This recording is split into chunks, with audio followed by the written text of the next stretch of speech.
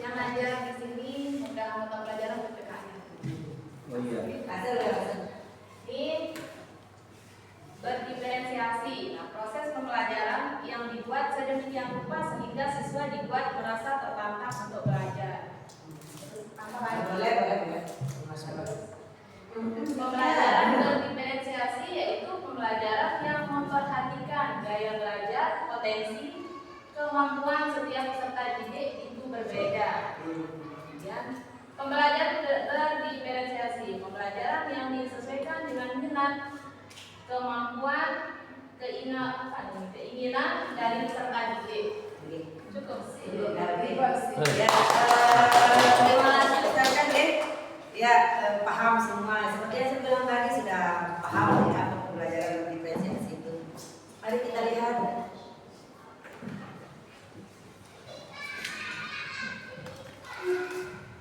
Oke. Nah, kita mulai dari ini dulu, latar belakang dulu kenapa bisa ada pembelajaran berdiferensiasi. Oke. Siswa itu datang ke sekolah dengan beragam perbedaan. Ya, siswa itu berbeda-beda, beragam-ragam karena lahirnya dari lingkungan yang berbeda-beda. Kemudian tidak adil jika kita guru menyampaikan materi pelajaran dan melakukan asesmen dengan satu cara yang sama untuk semua siswa. Apa yang harus kita perhatikan? Kesiapan belajar, kemudian cara atau gaya belajar, seperti yang tadi bilang kan berbeda-beda kan? Kemudian ada minat dan bakat dan ada kecepatan belajar. Itu yang harus diperhatikan di dalam pembelajaran yang sekarang ini sebenarnya. Apa? Kesiapan belajar. Kesiapan siswa memiliki pengetahuan awal yang berbeda. Nanti itu ada di asesmen awal nanti. Kemudian cara atau gaya belajar ini masih di asesmen awal nanti. Kemudian selanjutnya minat dan bakat, dan yang terakhir kecepatan belajar. Ini maksudnya penangkapan informasi. Ada yang cepat, ada yang lambat. Jadi tidak lantas kita bilang yang lambat itu bodoh karena ini. Tidak ada yang bodoh sekarang. Cuma cara penangkapan mereka yang agak lambat slow. Jadi kita yang harus menurunkan ego kita. Kita ajar mereka secara pelan-pelan. Jangan kita samakan cara kita belajar anak yang cepat menangkapnya dengan yang slow. Semangat dia, jangan menunggu dia. Tinggal lihat topang dagu atau dia angkat kaki saja.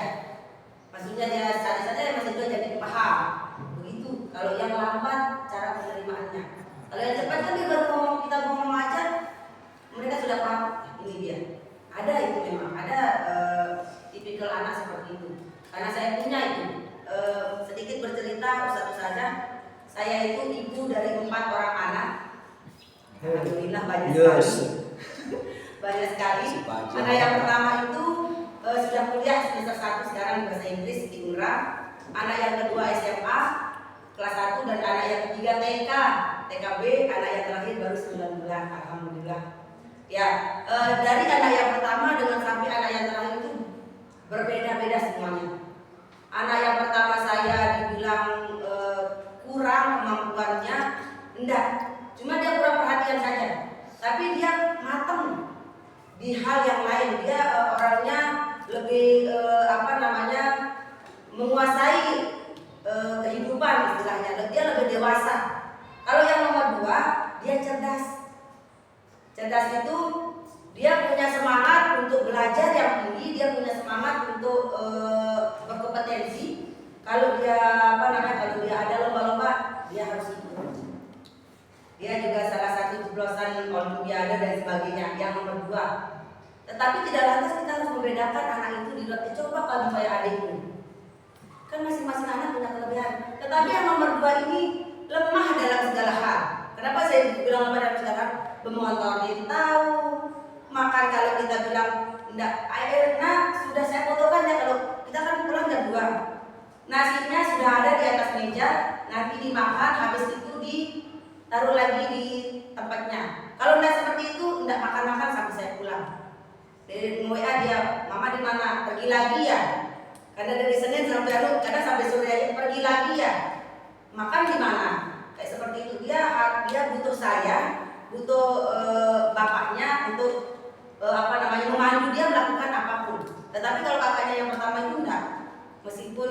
kemampuannya biasa-biasa saja, tetapi dia sudah mandiri, dia bisa melakukan apapun tanpa instruksi dari kita.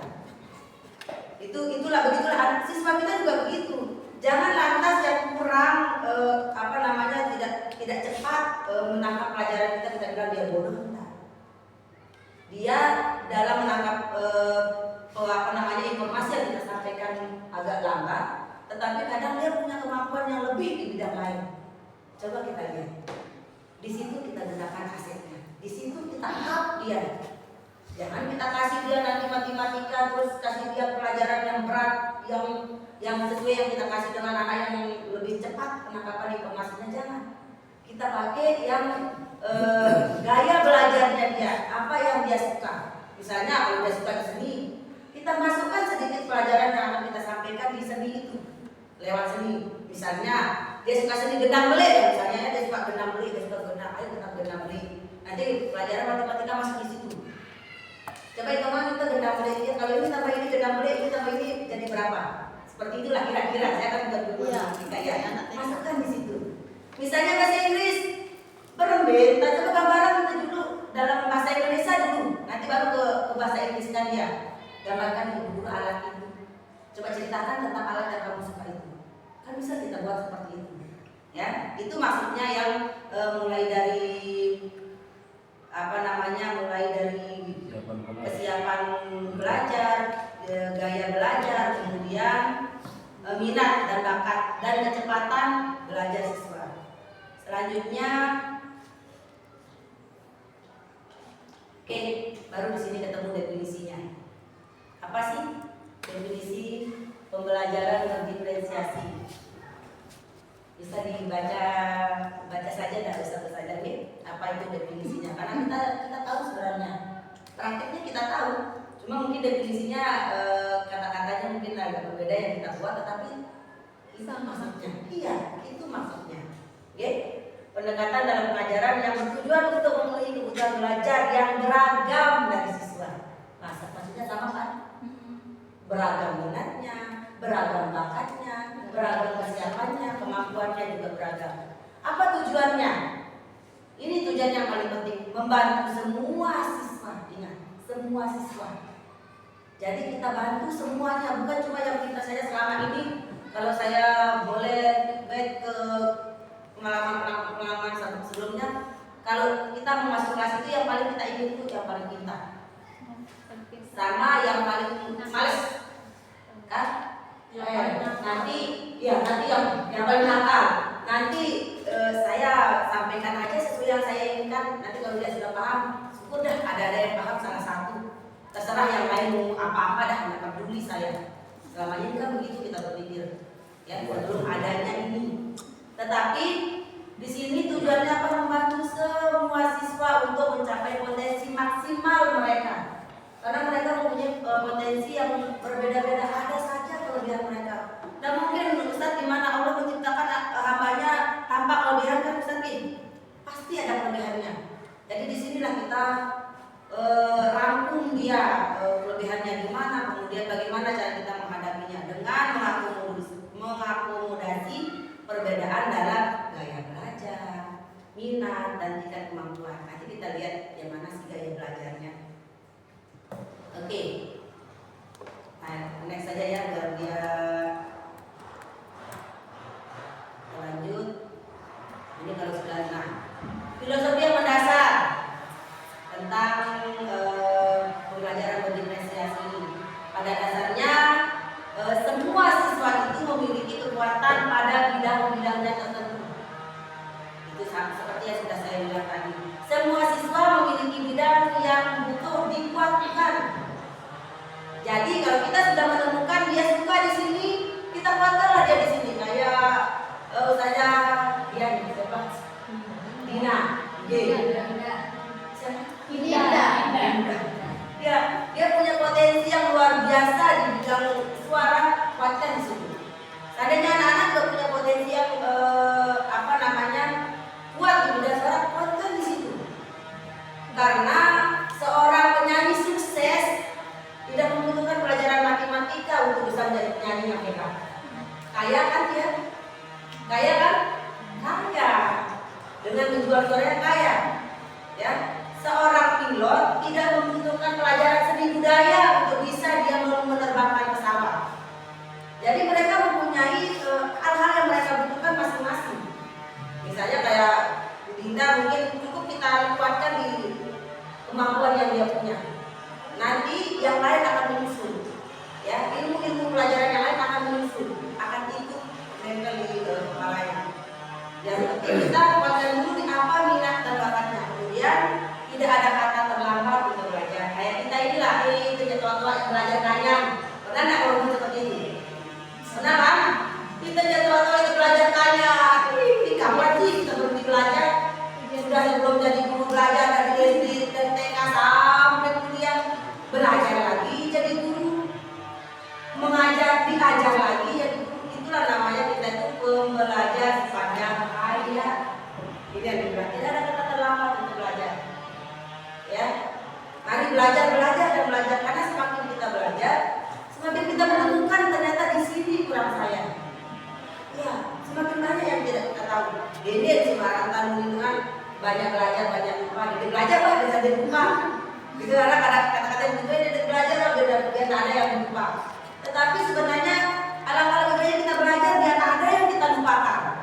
Kalau kita tidak belajar, kalau sih kita lupa apa ya yang saya lupa ya apa ya kan tak ada itu.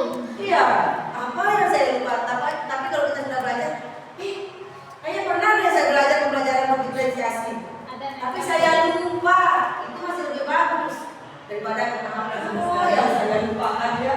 Karena kita tidak pernah belajar kan. Kemudian ketika memulai satu topik baru, siswa membawa dasar pengetahuan mereka sebelumnya dan pengalaman dalam belajar sebelumnya. Inilah pentingnya asesmen awal diagnostik, asesmen awal kognitif. Ya, kalau dulu diagnostik namanya, kalau sekarang asesmen awal namanya. Dirubah lagi kan dari pemerintah dulu berubah istilah yang sama, ya. Asesmen awal kognitif untuk mengukur kemampuan siswa itu terhadap materi yang akan kita sampaikan. Ada pertanyaan yang ada hubungannya dengan materi. Itu nanti di bawah kita. Kemudian semua siswa dapat belajar. Dan yang terakhir, siswa belajar dengan cara yang berbeda-beda pada waktu yang berbeda-beda pula. Lebih jantan betul, pasti ada pertanyaan nanti berbeda melakukan pembelajaran dan diferensiasi di kelas ini. Memang berkata-kata gampang, murah ngomong. Tetapi gimana sih pengimplementasiannya di dalam kelas? Bagaimana sih praktiknya di dalam kelas? Ya, itu yang perlu nanti. Kemudian ada prinsip-prinsip pembelajaran berdiferensiasi. Pertama, berbasis pada kebutuhan siswa. Yang kedua, fleksibilitas. Dan yang ketiga, hubungan yang positif. Kira-kira berbasis pada kebutuhan siswa yang seperti apa? Ya, kemudian fleksibilitasnya. Ini yang penting, strategi kita. Ya, strategi metode kita bagaimana sih metode kita. Kemudian hubungan yang positif. Pokoknya semua yang positif itu enak ya.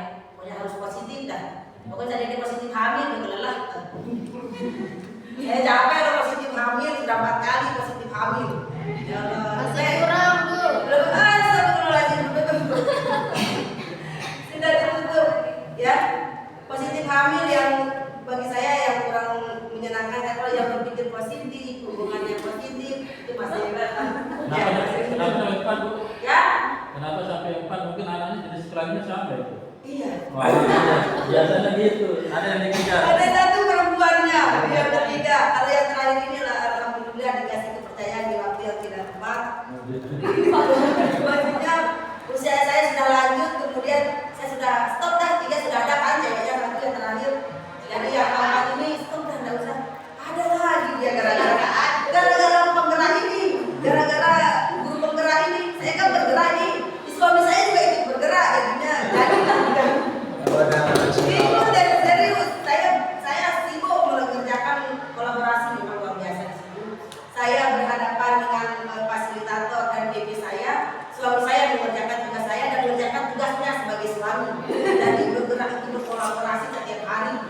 Jadilah dia yang paling kecil ini. Dan bilang ya Allah,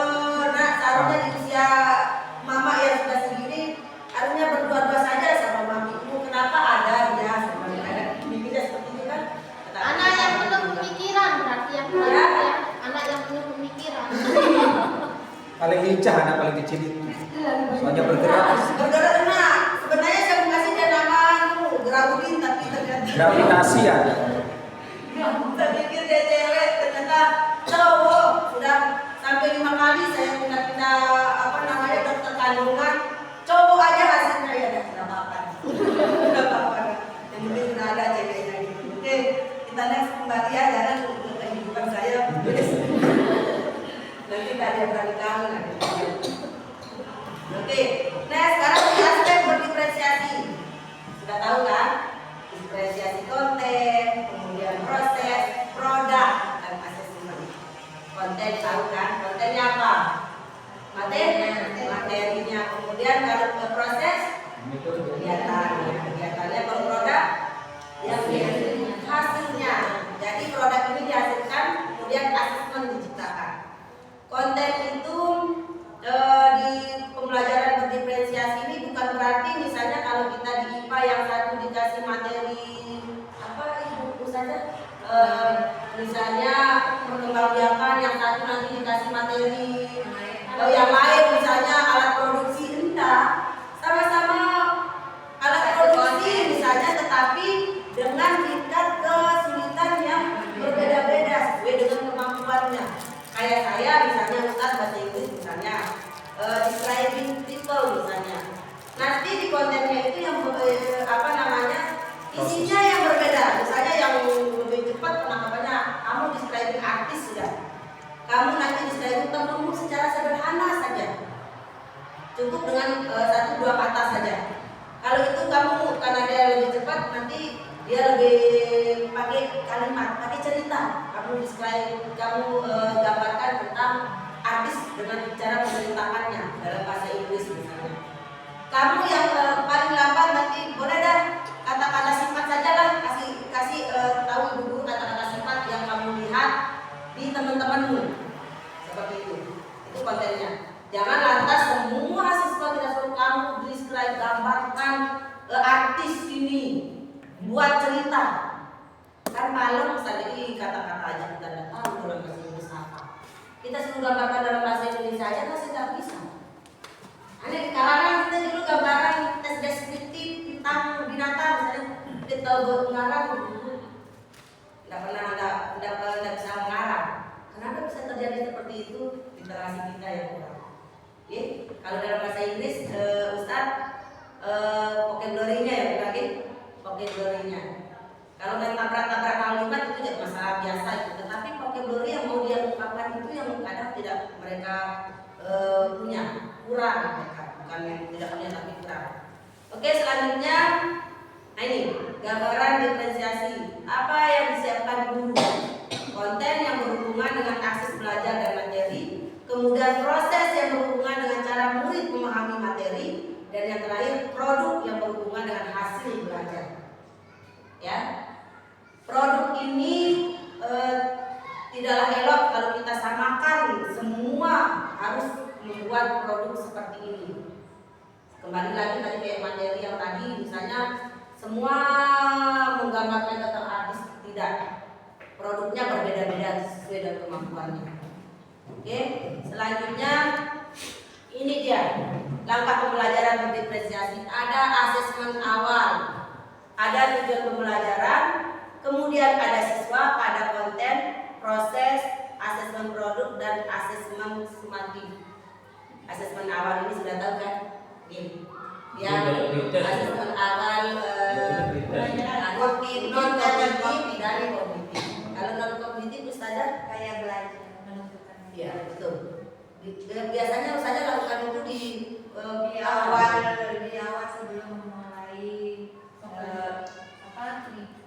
pembelajaran baru. Terus kalau yang kognitifnya sebelum mulai pembelajaran yang berhubungan dengan materi, berarti di situ kesiapannya, pengetahuannya sampai mana sih tentang materi kita. Dia sih sulit-sulit Ustazah.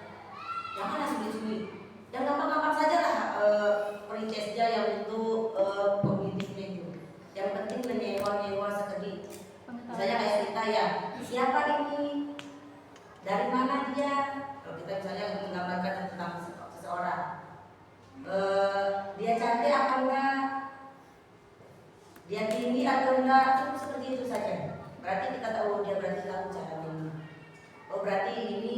belum tahu.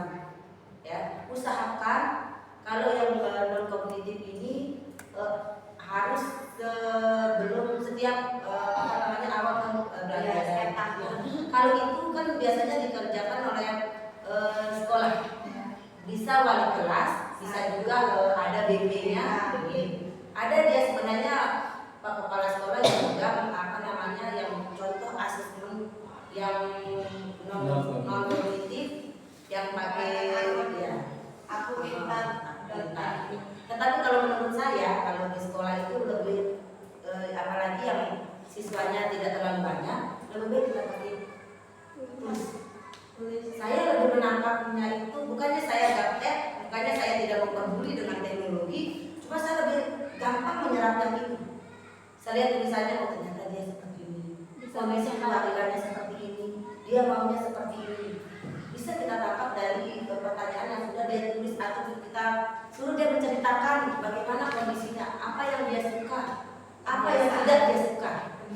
Iya, kebiasaannya. Dari situ aja kita sudah tahu artinya di asesmen awal ya yang non kognitifnya. Kalau yang kognitif kan sudah jelas sesuai dengan materi kita.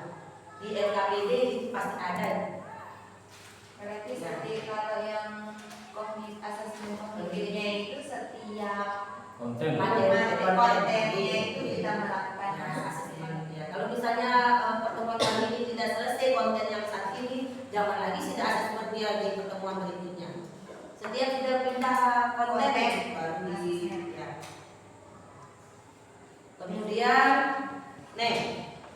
kalau ini sebenarnya kalau yang saya dengar selentingan sekarang ini jangan mengelompokkan siswa. Ya, ada yang saya dengar selentingan.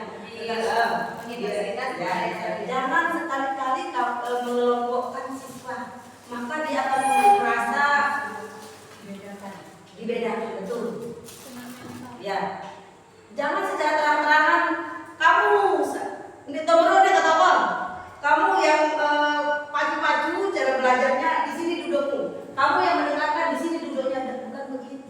Dulu kan di sekolah yang sekolah apa namanya itu? Yang bagus-bagus itu kan Ya. biasanya kelasnya juga ada. Ya, itu ada kelas 1 ya, ada kelas unggulan. Sekarang SMA 1 begitu. SMA 1 begitu, kelas yang lewat jalur prestasi beda kelasnya dengan kelas yang lain. Cuma di awal ini, tetapi kata kepala sekolahnya yang kebetulan di Biang, jadi besok di kelas 2, kelas 3 itu dilebur lagi. Cuma sekarang ini karena pemetaannya, karena sudah penjaringan masuknya itu kan lewat prestasi, lewat zonasi, lewat apa lagi itu yang keterangan miskin itu apa nggak tahu apa namanya. Jadi kita kelaskan dulu sesuai itu. Nanti di kelas 8 kelas selanjutnya bukan 8 deh, kelas 11 ya 12 itu dilebur lagi supaya tidak ada pengelompokan. Itu yang mungkin tetapi kita harus tetap tahu anak kita masuk di kategori mana. Bukan berarti kita harus mengelompokkan dulu sesuai dengan kategori mereka. Kita tahu dari misalnya gaya belajar nih, visual yang mengandalkan penglihatan. Berarti kita kalau dalam pembelajaran itu kita harus mencakup semua gaya metode, kita harus bisa melingkupi semua gaya belajar siswa kita. Misalnya visualnya ada di situ, auditornya ada di situ, terus kinestetiknya ada di situ, harus seperti itu. Kemudian yang visual ini mungkin nanti kita kalau dia dengan cara melihat sudah jelas, tapi kita dudukkan berkelompoknya sudah jelas. Dia perhatikan, kita kayak berarti dia melihat kita saja, dia paham apa yang kita maksud. Ya. Selanjutnya yang kedua ada auditori, ini mendengar. Ya, saya bisa dibilang termasuk yang mendengarkan. Dan mendengar, kalau saya dengar, kalau membaca memang literasi saya agak kurang. Kalau membaca saya susah sekali masuknya. Kalau membaca kan melihat, baca gitu kan susah. Tapi kalau mendengar saya begini dengarkan masuk. Kalau misalnya kita belajar terus ada teman belajar mendekat, saya itu nempel begini ikut masuk. Biasa ya ibu kadang. Iya. Kalau saya harus disuruh membaca, melihat agak susah saya menyerapnya. Ya, ngantuk. Jadi ada siswa yang auditori nanti pada praktiknya bisa lah kita dengarkan.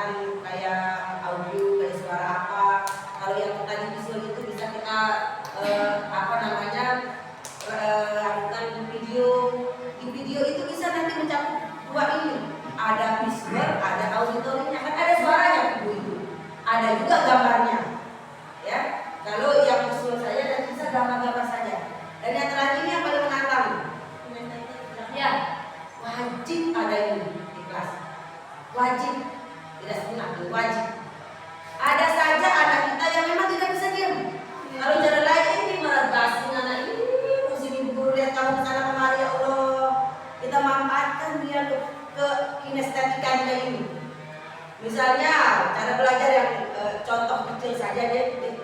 Kita buat seperti ini.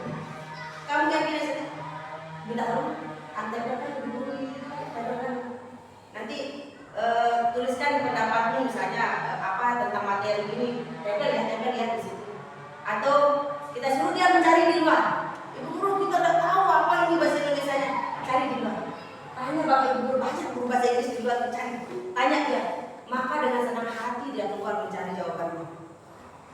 Kenapa guru olahraga yang paling favorit di sekolah selama ini? Apa karena dia di luar atau karena dia bergerak? Ayo bapak ibu guru saja. Kenapa guru olahraga paling jadi favorit selama ini di sekolah? Karena terlihat paling santai. Paling menyenangkan.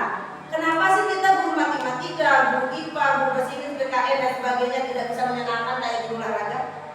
Itu makanya kayak pembelajaran itu jangan terpaku di dalam kelas saja. Bisa saja kita lakukan seperti yang guru olahraga lakukan. Misalnya sambil bergerak-gerak, ayo cari ini. Kita tempelkan misalnya soal di pohon-pohon sebuk ya soalmu. Kita sembunyikan dia. Cari soal dan temukan jawabannya. Suruh dah keliling ini, kan kita luas ini. Keliling carikan ibu soal dan jawabannya. Nanti ada nilainya. Begitu saja, tinggal sudah duduk saja dulu. Ya kalau cari soalnya, beserta jawabannya sudah tempel berbeda-beda teman-teman nanti. Nanti dia mau ini dia jawabannya, ini dia jawabannya. Maka mereka akan bergerak, tenang mereka. Dia cuma itu dalam rawat ini adalah ini adalah ini bentuknya ini dan ini. Ya, bukan cuma itu kalau dia terima. Paling mereka ini. Dia terus gitu. Kenapa kamu bergerak aja? Begitu kan biasanya guru-guru kan, ini kok nanti lelah saya. Kayak seperti itu kan. Kalau kita mau mencabut semua keluar.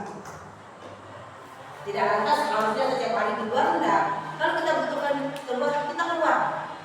Tidak ada lagi orang yang heran sekarang kalau pelajaran bahasa Inggris atau matematika ada di luar, tidak ada. Iya, kalau dulu iya. Saya sering kalau bosan-bosan anak-anak saya ada di bawah pohon bagi, banyak bagi kayak gitu. Kita di sana banyak bagi. Saya duduk di bawah pohon bagi, banyak yang nyeletuk ruang-ruang laut pada sati-sati.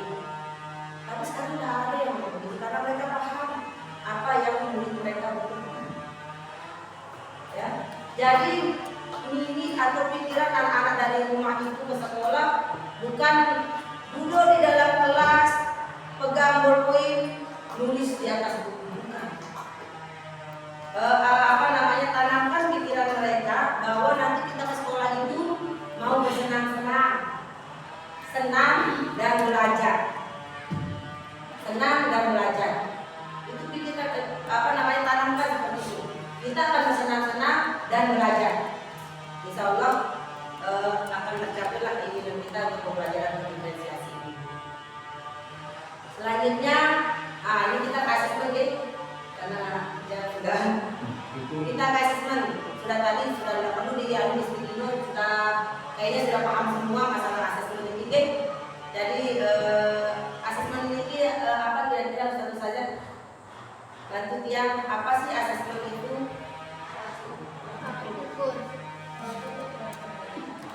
Ukur ya, alat ukur dalam pembelajaran baik itu sebelum maupun sesudah. Nah, seperti apa sih alat ukur kita? Kalau laik, maaf ya campur-campur karena dia memang suka yang ngomongnya begitu.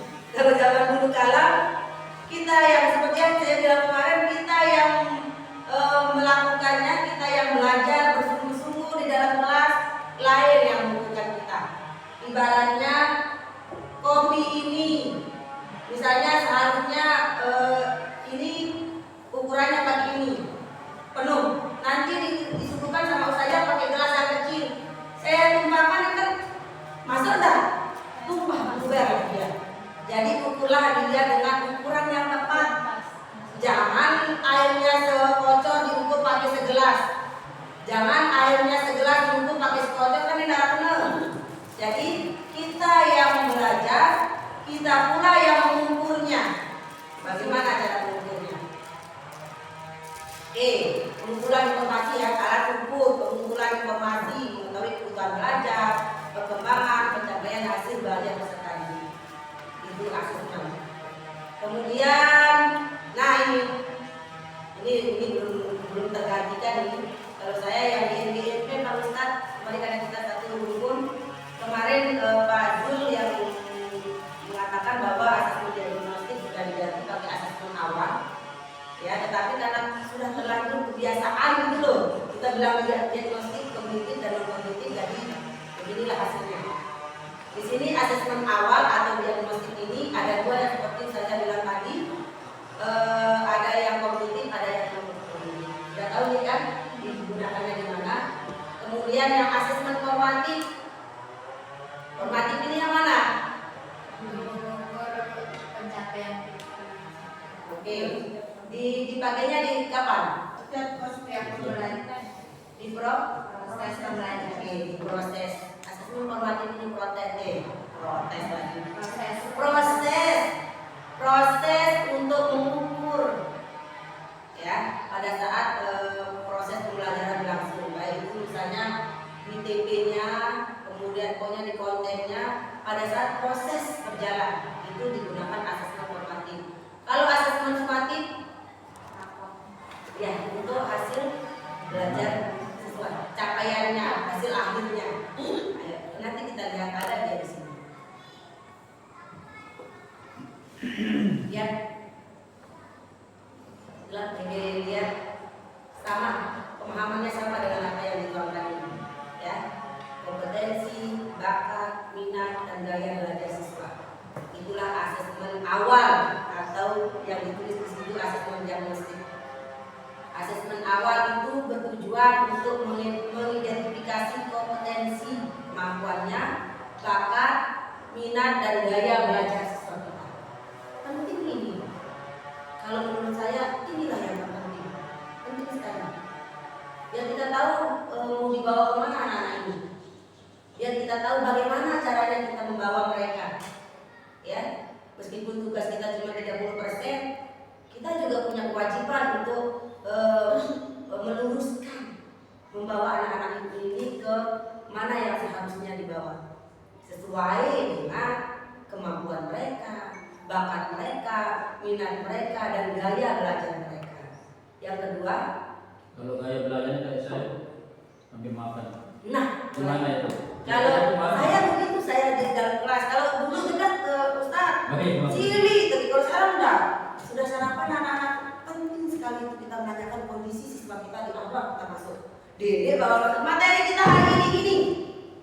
Coba kerjakan ini, jelaskan bentar. Tanya dulu dia seperti apa sih? Kondisimu seperti apa? Uang pada nyampah karena ditemani ibu guru terus gorengan yang selalu tadi itu apa? Karena anak-anak begitu kan Ustaz? Padahal saya lihat ya tenten gorengan seplastik itu besar dia makan pas ditanya di dalam kelas sudah sarapan anak-anak? Belum ibu guru. Terus gorengan yang sebangkuk tadi itu apa? Masih ada guru ganjel perut. Masih nggak sarapan juga nasi gitu. Jadi kita lihat dulu kondisinya mau lapar aja dah ada sampai kowok mau kita ngomong nggak bakalan masuk di kepala. Sekarang maunya apa terus? Ternyata si guru juga belum sarapan gitu. Ayo deh beli makanan, ada guru kita sudah beli makan, ya. Tapi pada saat nanti saya menyampaikan sesuatu, perhatikan saya. Pada saat kalian membutuhkan untuk makan, angkat tangan dulu, izin makan ya, boleh. Saya begitu sekarang, bukan berarti saya membebaskan bebasnya enggak, tetapi mereka juga punya hak begitu. Kadang kalau kita mungkin pemikiran satu saja, udah kalau kita tidak kontrol, udah gede dah. Tapi kita kontrol, kayak Ustaz bilang sambil makan saya baru bisa belajar. Banyak yang begitu. Sambil minum saya belajar. Kalau dulu yang murid-muridnya yang saya terdahulu, dia beli makanan dia taruh di atas mejanya. Saking takutnya kita lihat dia makan sambil tumpah-tumpah mie dan sebagainya. Kita harus ditumpah dan itu kan lebih ora lagi. Kita kasih dia kesempatan, ayo keluarkan makanannya, kita makan bersama-sama. Itu tidak akan mengurangi waktu Bapak Ibu guru menyampaikan materi. Itu pembelajaran, pembiasaan namanya, karakter. Daripada kamu maling-maling caranya makan, kan sudah mengajar maling. Nyuruh-nyuruh ini kita sambil tumpah mie. Makan saja kuat kan dia makan. Tapi pada saat ibu menyampaikan sesuatu nanti, perhatikan yang dulu. Misalkan Nanti, kalau ayo jelas, ayo. misalkan kalau ketika proses pembelajaran tapi anak-anak sambil curhat sambil jawab soal di papan itu enggak apa-apa. Tapi sampai selesai pembelajaran tetap satu nyeletuk curhat selesai itu satu lagi sambil tapi sambil Tidak apa-apa, itu gaya belajar. Dia berarti nggak bisa diam itu. Makanya sambil di papan sambil iya. Kadang ada yang mungkin dia di papan sambil ada yang mengganggu. Itu memang gaya belajar. Soalnya itu hampir setiap hari yang temukan Iya. terutama kelas 9 Iya, sambil jawab begitu. soal dan jawab latihan Iya. di papan di depan tapi sambil curhat Selesai tapi kan? tapi Selesai. Itu gaya belajar itu. Kinestetik itu. Jadi jangan salahkan dia, memang begitu gaya belajar. Yang penting dia tuntas. Selesaikan tugasnya. dan itu enggak 1-2 anak Iya. 10 3 Unik kan anak-anak ya? Unik. Memang itu yang sebenarnya yang harus kita mengerti, yang unikannya itu. Uniknya itu kita anggap aja kita dia unik. Kita yang harus menentukan mindset kita. Ini terlalu saklek, stres kita, stres kita kalau kita pikirkan, stres kita serius. Belum masalah kita di rumah, stres kita. Tapi kalau kita alihkan, belokkan dia ke kita pikir positif lah. Memang itu gaya belajarnya dia, tapi dia pintar dia. Banyak yang pintar tapi tidak bisa diam itu banyak. Yang jelas dia selesai gitu aja dah. Jangan pikirkan apa pendapat orang lain di luar sana. Kita yang paling paham apa yang dibutuhkan siswa kita. kadang terlihatnya enggak sopan lupa. Iya, ternyata tidak sopan memang. Kayak kita kan belajar di Beruga kadang Panjang juga ya. Iya. kadang tidurnya tengkurap ya sambil tengkurap Iya. kita sambil ngomong sambil kerjakan gitu. Nggak Kan sopan kalau orang kayak lain gitu. kayak kesannya tidak sopan. Iya, Pak Kepala sebagai atasan memang begitu gaya belajar gitu. Jadi jangan diprotes status sajanya kalau misalnya dia gede caranya, tapi yang penting dia selesai. Di situ seninya. Jadi kita yang perlu memperbaiki mindset kita bahwa anak-anak juga butuh kebebasan mereka untuk belajar seperti apa yang mereka inginkan. Kan Mele terpaksa ya biar dia tahu apa yang kita sampaikan. Jangan pula kita paksakan dia harus ikuti cara kita. Kita yang ikuti cara dia. Selama kita tetap sambil kita selitkan, nah kalau bisa Dede tokoh otak tahu. Kalau dia sudah sampai duduk di atas kepala kita kan itu baru yang namanya yang kalau masih yang sambil tidur, yang sambil lalu itu tidak masalah. Kecuali dia tidak menginjak-injak kita. Itu yang perlu kita luruskan karakternya, nah. Jangan seperti ini ya. Ya kalau bisa, kalau di IT itu tidak dibolehkan ada kata jangan. Nah, sebaiknya seperti ini loh. Kalau bisa jangan ada kata jangan itu kan katanya nggak bisa. Biasanya bilang jangan itu aja sama anak-anak juga iya kebiasaan kan. Tapi usahakan. Sebaiknya begini ya. Kayaknya lebih asik begini deh anak-anak. Asik nggak ya kalau yang begini? Asik bu, yang begini aja. Gitu ya, begitu caranya. Jadi bebaskan mereka dengan cara mereka belajar, gaya belajar tadi.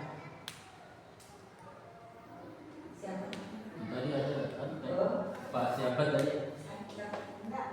Oh, nggih. Jadi itu nggih Ustaz saya karena saya yakin Ustaz saya sudah tahu bagaimana sih praktiknya pembelajaran berdiferensiasi di kelas. Tahu sebenarnya. Sudah dipraktikkan pula setiap harinya. Tetapi mungkin karena ada konsep-konsep seperti ini, oh iya ternyata yang sudah saya lakukan. Mikir begitu enggak saya mikir enggak? Ya, begini yang saya lakukan kemarin. Berarti betul deh yang saya lakukan kemarin. Berarti saya tidak melarang anak-anak untuk tidur sambil nulis, tidak masalah. Apalagi yang di siang hari yang gerah. Bu guru boleh nggak kita tidur-tiduran di bawah? Boleh. Yang penting kamu ikuti pelajaran. Memang begitu gaya mereka. Oke? Dan nanti kita sama-sama belajar pelan-pelan untuk memperbaiki mindset kita, untuk merubah pelan-pelan, geser pelan-pelan bahwa kita yang mengikuti siswa, bukan kita yang mengikuti siswa. Mana yang dibilang begitu? Kalau kita yang mengikuti siswa, saklek, tokoh, duduk, jangan berdiri. Duduk, dengarkan guru. Misalnya sambil merupi ke depan tuh, padahal kita belum tentu tahu apa yang dia rupikan. Kadang dia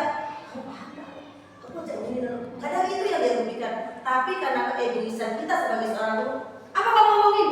Tanpa kita tanya dia apa yang dia omongin. Sebenarnya itu introspeksi diri lagi. ke diri kita lagi. Yang kita lakukan selama ini sudah pas apa enggak, sudah sesuai enggak dengan kebutuhan anak-anak kita. Kembali lagi kepada pendidikan itu berhamba kepada siswa. Kita sebagai pendidik itu berhamba kepada siswa. Pusatnya itu adalah di siswa. Ada lagi yang bilang, dong kaju mana siswa-siswane, semile-mile dia, semile-gete dia katanya. Iya, kalau tidak benar kita lakukan. Yang kayak ibu bilang tadi, murid Semile-mile. semile-mile ini. Misalkan kayak gini bu, saya soalnya sering menemukan ketika latihan yang kasih soal misalkan 5 contoh soal, coba latihan dulu nih kerjakan yang ini gitu.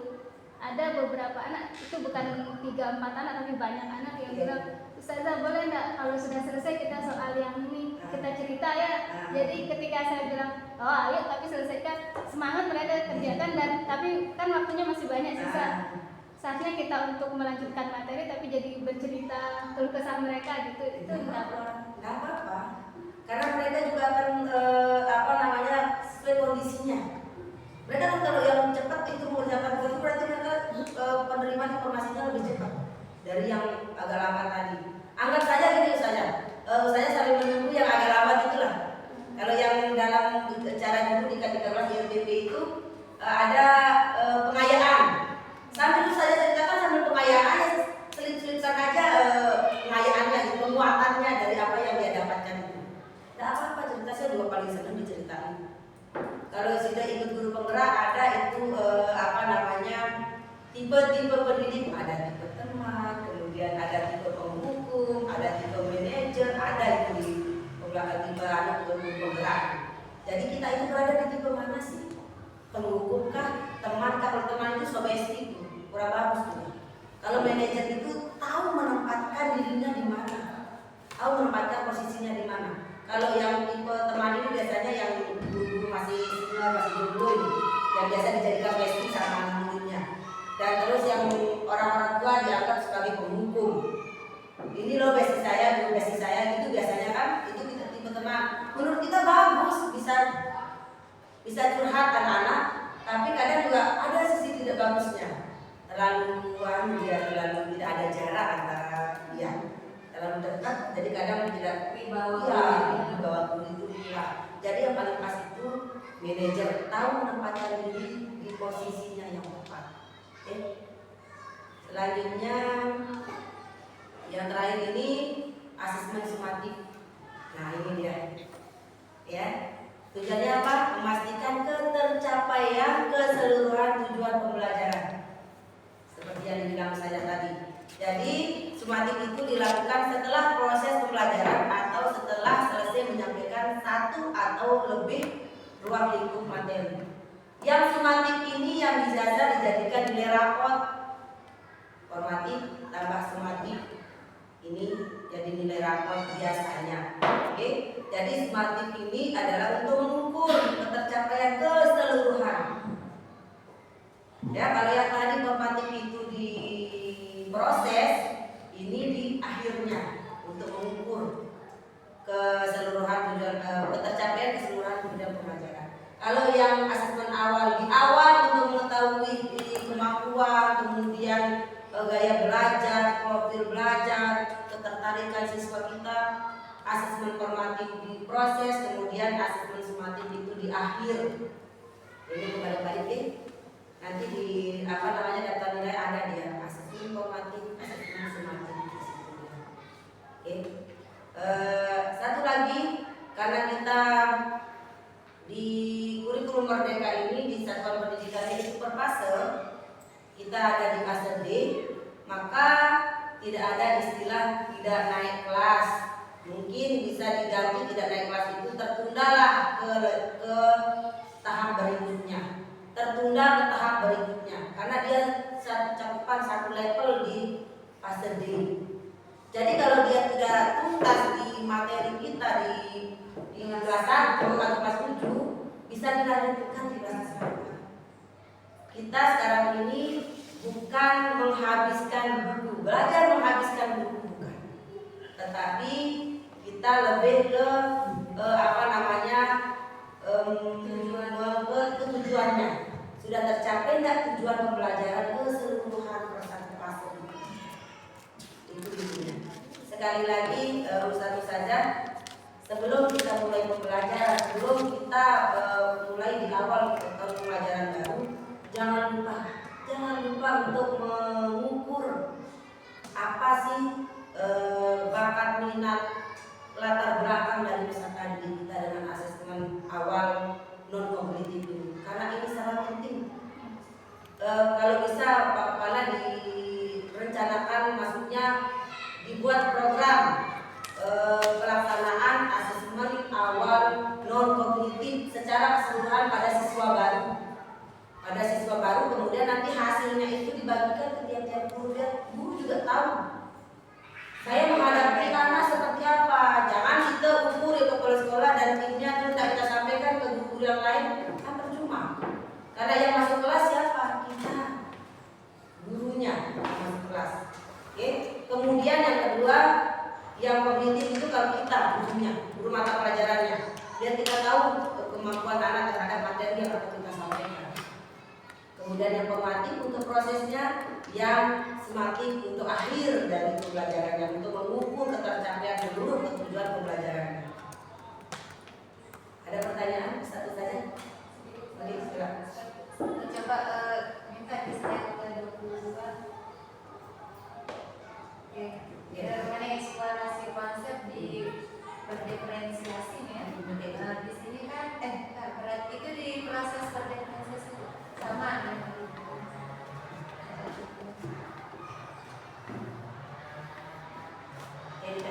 Iya. Ini ya?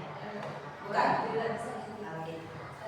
Tadi kan ada konten, ada proses dan penilaian. Oh iya. Apresiasi proses konten, proses dan produknya. Mungkin kalau di sini yang saya mau tanyakan, kan ketika kita berdiferensiasi seperti yang Ibu katakan tadi itu, kita sudah melakukan seperti yang tadi Ibu ceritakan itu. Nah, ketika kita melakukan diferensiasi proses ini, kan kalau kita menjalankan seperti yang tadi itu, mengikuti gaya minat, gaya belajar anak itu memang itu terjadi di kelas atau di pembelajaran kita. Nah, supaya mungkin Ibu bisa beritahu atau ceritakan bagaimana kita menjalankan diferensiasi proses ini supaya formalitas konteks memang apa yang harus dipenuhi seorang guru itu, mulai misalnya LKPD-nya berdiferensiasi seperti apa, supaya kita tidak kebablasan sebagai guru nih.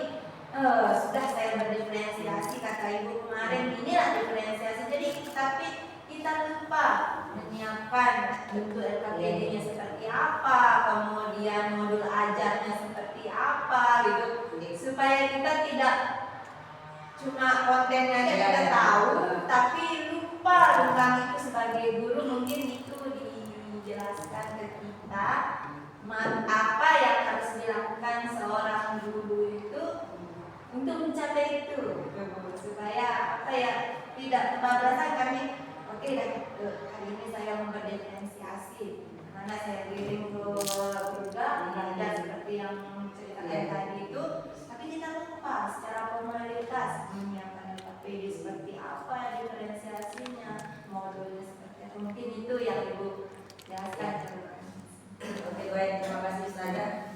Untuk diingat, untuk pembelajaran berdiferensiasi ini tidak lantas keseluruhan diferensiasi ini yang dilakukan. Bisa saja misalnya kali ini deh saya mau di kontennya saja yang berdiferensiasi, bisa. Salah satunya bisa, atau bisa ketiga-tiganya kalau Ibu merasa mampu bisa. Jadi misalnya di proses, saya mau prosesnya aja dan kontennya nggak apa-apa sama, tetapi prosesnya berbeda-beda gitu. Bisa itu. Nah kemudian bagaimana secara formalnya biar tidak terlupakan begitu, itu butuh persiapan. Nah, persiapannya itu kita kan punya perangkat ajar, itu yang harus disiapkan perangkat ajarnya dulu. Mulai dari, makanya kalau di komunitas itu kita biasanya buat modul ajar itu sudah berdiferensiasi. Maksudnya jenis LKPD-nya nanti ada bermacam-macam jenis di situ. Misalnya ya dari kalau yang kontennya seperti ini yang gaya konten yang untuk gaya belajar seperti ini, gaya belajar seperti ini ada di sana di LKPD-nya. Nanti bisa di nanti bisa ada dia kalau yang RTP berdiferensiasi itu sudah jelas ya. Seperti apa kontennya dia sudah dituangkan di sana. Nanti kalau sudah coba buka begini, buatkan saya modul ajar yang berdiferensiasi, maka semua diferensiasinya itu kelihatan. Misalnya kalau yang di prosesnya anak yang dengan gaya belajarnya ini seperti ini di langkah-langkahnya. Anak yang belajar seperti ini, gaya belajar seperti ini langkahnya. Ada sudah jelas di situ. Atau kalau mau memang ibu mau buat sendiri juga bisa. Sendiri berdasarkan CP. Iya, buat sendiri berdasarkan CP terbaru dengan tetap berkolaborasi dengan teman-teman sejawat gitu, dengan komunitas belajar. Cocoknya kira-kira anak yang gaya belajar seperti ini kita buat langkah seperti ini, kontennya seperti ini. Itu sebenarnya kalau kita di guru penggerak itu kemarin RPP atau modul ajar dan disuruh buat itu yang berdiferensiasi. Ada di atasnya kalau yang RPP yang sekarang atau modul ajar itu kan langsung ya. Langsung dia ke CP, kemudian identitas dulu, kemudian CP, kemudian TP dan sebagainya dan sebagainya. Kalau yang berdiferensiasi itu ada di atasnya asesmen awal non kognitifnya ada. Minat seperti ini ada sekian orang ini kita dulu ya. Kita tuangkan di sana. Jumlah siswa saya sekian orang. Yang atas nama ini gaya belajarnya seperti ini ada di tabelnya di situ. Nanti coba yang lihat dulu kita yang di DB kita coba share nih, kan contoh MPP yang berdiferensiasi seperti apa. Nah, soalnya kan kebanyakan ketika kita maju pelatihan dan sebagainya itu jarang kita disuguhkan modul ajar yang berdiferensiasi. Nah, sedangkan konsep kurikulum sekarang itu ditekankan untuk berdiferensiasi. Nah, itu yang mungkin kurang ilmu bagi kita di sini, bagaimana modulnya yang diferensiasi dan yang bedanya seperti itu, apa tempatnya bedanya, dan mungkin itu perlu kami ketahui gitu Bu ya. Sebenarnya sih pakai RPP atau modul ajar yang sudah ada yang biasa dipakai itu aja tidak masalah. Sebenarnya yang mengembangkan aja Berarti tinggal di pembelajaran ininya kita menghasilkan gaya diferensiasi. Mungkin itu kita pengen tahu, mungkin dari sekolah penggerak yang sudah melakukan itu bentuknya seperti itu ya. Ada nanti materi untuk modul ajar mungkin besok pagi pada sekolah yang mudah-mudahan nanti akan digabung jadi satu. Besok dan coba cari jadi. Mungkin itu yang kami butuhkan saat ini Bu. Ya sih.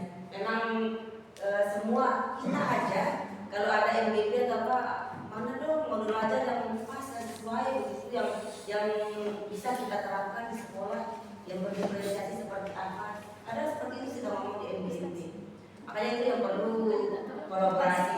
Oke baik, terima kasih Ustazah. Nanti kita coba carikan di yang punya dulu pada saat RPP buat RPP berdiferensiasi kita di sini dulu. Oke. Sedikit. Oke, silakan. Sebelum saya keluar, saya balik dulu, jangan keluar dulu. Nah, biar kesannya menutup.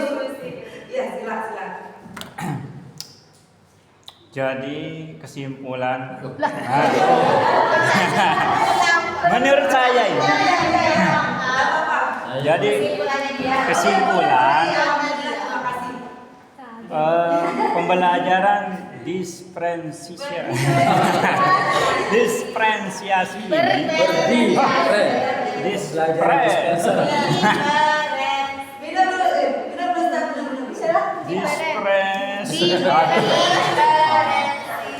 Bukan friend, susah diferensiasi. Pembelajaran dispenser. Diferensiasi ini berarti gimana cara maksudnya seorang guru itu supaya muridnya atau peserta didiknya itu senang kepada kita atau menjadikan kita sebagai guru terfavorit gitu. Itu Bu. Itu sebelumnya Ustaz, Ah. gitu ya. Ya, kesimpulan beliau. Terus Dulu saya ingat ppembelajaran masa aliyah, pembelajaran matematika, setiap pembelajaran ini kita dibawa ke multimedia, tapi di sana setiap hari nonton sampai 6 bulan. Terus kalau Ustaz, nonton apa dulu? nonton film, Film apa itu? Nah, Ya, itu. jelas. juga pernah film, pembelajaran. Setelah mau 1 bulan kita dikasih soal yang akan dijawab untuk semesterannya itu. Nah, setelah tanya teman-teman yang lain, siapa guru terfavorit, gitu kan? Yang disenangi, guru yang sering ngajak ke multimedia, rata-rata semuanya gitu. Jadi diferensiasi ini menganggap apakah harus siswa ini menganggap kita ya untuk senang atau mengikuti pelajaran. Gitu. Ya, sudah. Apakah termasuk itu diferensiasinya itu? Jadi Berarti. kesimpulan Ustaz itu tentang pembelajaran berdiferensiasi itu bahwa siswa harus menjadikan kita favorit, gitu kan? Iya. Biar kita belajar pembelajaran berdiferensiasi, biar kita jadi guru favorit. Enggak lah Ustaz, enggak begitu juga. Yang penting kalau pembelajaran berdiferensiasi ini iya sesuai dengan apa yang siswa inginkan. Bukan berarti dia biasakan untuk senang sama favoritin kita, tetapi pembelajaran berdiferensiasi ini adalah pembelajaran yang memperhatikan apa yang dibutuhkan siswa. Paham Ustaz?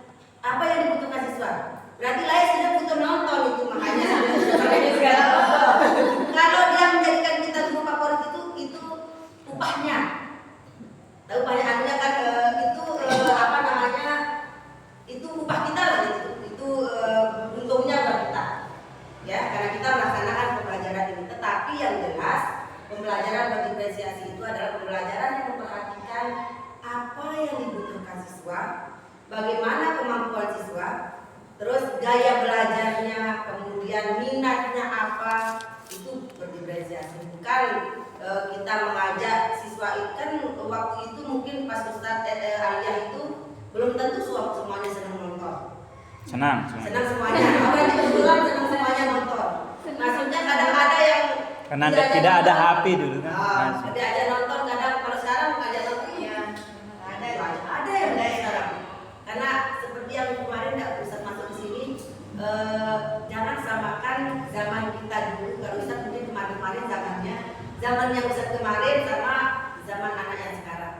Kalau dulu kan tidak ada tempat nontonan, maksudnya tidak ada yang ditonton, jadi mereka senang semua diajak menonton. Yes. Kalau sekarang sudah ajak orang semua anak menonton, lihat HP ini sudah saya lihat yang kemarin. Kan seperti itu dia ngomong. Jadi disinilah pentingnya kita tahu apa sih yang diinginkan siswa. Itu adalah pokoknya yang paling simpel. Pembelajaran berdiferensiasi ini adalah pembelajaran yang mengutamakan, mementingkan apa yang dibutuhkan siswa kita. Sesuai dengan gaya belajarnya, bakat minatnya, kemudian kemampuannya. Itu bukan pembelajaran yang akan menjadikan kita sebagai guru favorit. Saya pernah jadi guru favorit Ustaz. Saya pernah jadi guru favorit. Ya enggak tahu. Pernah enggak saya jadi guru favorit? Ya. Kenapa saya jadi guru favorit? Karena saya selalu memberikan anak-anak hadiah. Itu yang membuat mereka menjadikan saya favorit. Berarti kan bukan karena saya melakukan pembelajaran berdiferensiasi, enggak. Karena saya sering memberikan anak hadiah, makanya mereka jadikan favorit. Jadi pembelajaran berdiferensiasi bukan harus guru itu dijadikan sebagai guru favorit Ustaz. Tetapi kalaupun saya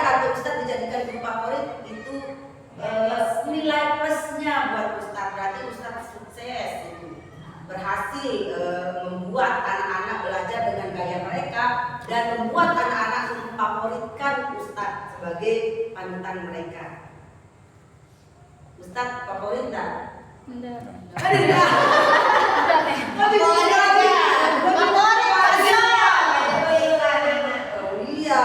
Tapi dia ngerasa nggak favorit. Ada Ustadz itu favorit. favorit kalau masalah voucher. Jangan favorit, ya tahu favorit? Iya, jangan favorit Ustadz, pokoknya favorit. Selalu kejabat. Kayak kita sih dulu kalau sekolah kan punya favorit ya, anak-anak juga sekarang punya favorit. Gitu. Favorit dan Punya. tadi ya modelnya anak-anak. Ya, jadi di rumah sedikit mesenya Ustadz, aku harus jadi guru favorit biar ada pembelajarannya begitu. Jangan, iya, jangan begitu. Jadi pembelajaran berdiferensiasi ini bukan pembelajaran yang harus menjadikan seorang guru itu sebagai guru favorit, bukan. Tetapi pembelajaran yang harus mengutamakan, memperhatikan apa yang dibutuhkan siswa, bagaimana mereka mau belajar, bagaimana apa yang kemampuan mereka seperti apa, terus gaya belajar mereka seperti apa, minat bakatnya seperti apa. Ya. Berarti Bu, kalau jadi guru yang sekarang itu zaman sekarang itu kita harus mau repot dulu ya untuk mempersiapkan semuanya. Harus. Ketika kita ke sekolah itu harus mempersiapkan dan sebagainya. Tidak kita tidak membawa buku paket ketika kita di sekolah terus mengajar dan bisa seperti itu sekarang ya. Kalau dulu kayak di TikTok itu saja. Kalau dulu kan cuma begini aja, kelas itu bawa ini sama kalau ada spidol kaku begini aja. Kalau dulu sekarang apa yang dibawa? Alor-alor sama disintokan itu dibawa masuk dalam kelas. Biar dia tahu contohkan ini loh orang pasar gitu kan. Bawa sound system, bawa LCD, bawa dulu sekarang belum repot lah. Berarti hari minggu sebelumnya sudah Sudah dipersiapkan. dipersiapkan. Jadi sutradara Ya, ya, kita harus bisa menjadi sutradara. Iya, kita sutradaranya dan mereka menyetingkan. ya, menyeting apa-apa. Dan ingat satu lagi mungkin saya tetap harus saya lakukan, jangan pernah lupa melihat kondisi anak sebelum mereka belajar. Jangan pernah lupa menanyakan kondisinya. Ya, kondisi yang paling penting sehat kan? Sama kondisi keluarga. Sudah rapi ya, berarti sudah cantik-cantik semua, sudah sehat. Kalau belum rapi, kita rapikan sama-sama. Jangan nanti masih ada satu pergerakan sana sini kita mulai dah. Saya nanti kehabisan jam ini. Tidak akan kita kekurangan jam. Itu dimerapikan kelas, kemudian melihat kondisi anak itu sudah termasuk di bagian pembelajaran. Berarti Bu, kalau begitu pernah nggak Ibu punya pengalaman misalnya kita udah jadi nih modul belajar kita, ketika kita udah masuk kelas, Ibu lihat kita kondisinya tidak sesuai dengan modul yang kita buat, berarti tetap TP-nya sama, berarti kita akan membuat modul baru, modul yang sama dengan TP yang sama, tapi mungkin metode modelnya kita ganti di sana, mungkin itu mungkin yang Bu, Ya. yang Ini apa namanya beda kalau belajar itu kan perencanaan misalnya. ya. Bisa saja nanti pelaksanaannya tidak sesuai dengan kita kan baru sudah merencanakan. Pelaksanaannya nanti kan sesuai dengan kondisi yang kita. Berarti tidak bisa kita jadikan plok hari ini modul ajar itu berarti dia akan secara berkala berarti itulah tugas itu Itu ya ini tugas guru sebenarnya mempersiapkan senjatanya, kemudian eksekusi di dalam kelas, nanti dikukur sudah sampai enggak, tercapai enggak apa yang diinginkan. Itu. Kadang kalau merencanakan itu hebat kita merencanakan, nanti pada saat kita eksekusi di dalam kelas kita lihat kondisinya, nggak bagus kalau seperti ini bisa kita rubah.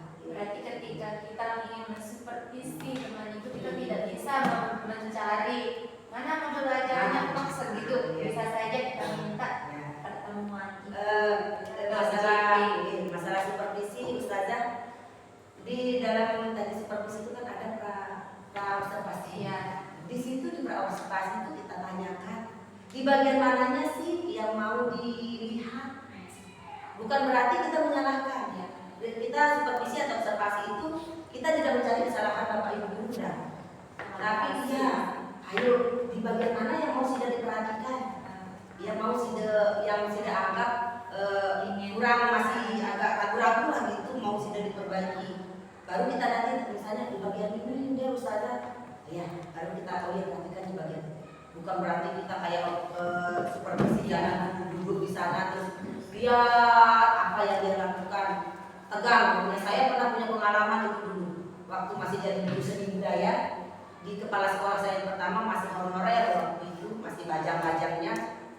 Saya kan guru terbang dulu, terbang ke sana, terbang ke sini, pokoknya banyak dah tempat saya terbang dulu, di MTS, di SD, di SMP ini, di SMP itu. Jadi pada saat di SMP 4 ini saya tidak tahu orang akan disupervisi. Waktu itu namanya supervisi. Jam saya begitu ada jam, karena sudah senangnya di pelajaran seni budaya, saya paham kan materinya, cuma lihat aja materi itu besok ya, tak paham. Saya jalan sambil nyanyi-nyanyi nih, jalan nyanyi-nyanyi menuju ke kelas nih.